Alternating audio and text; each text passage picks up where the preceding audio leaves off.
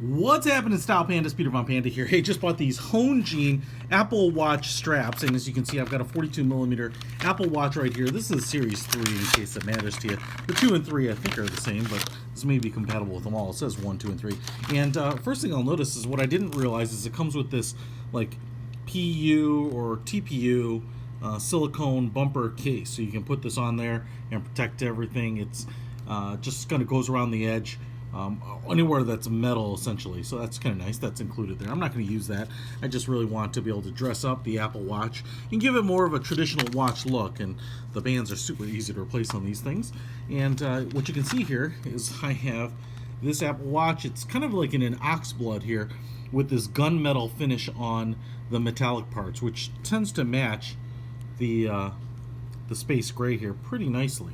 So that's kind of nice. 2 retention slips here. Got like a padded leather, but a very shiny leather finish to it, and sewn on the edges here with color matched threading, and leather all the way around. And then if we look at the long end holes there, kind of tapers a little bit from, you know, probably 22, 24 millimeters up here down to like 18 or 19 on the bottom is my guess.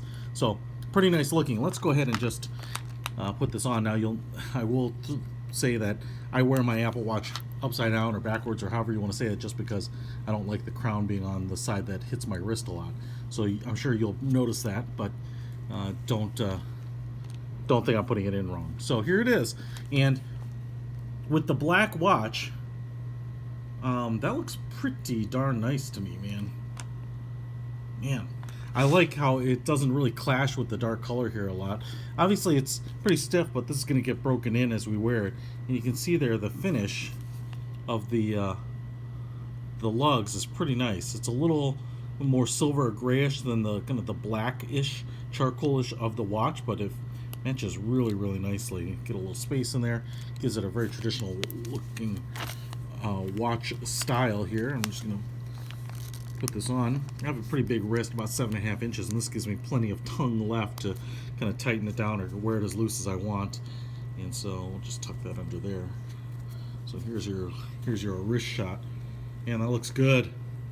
That looks good. Yeah, I mean, it gives it much more of a dressy, you know, finished traditional watch look.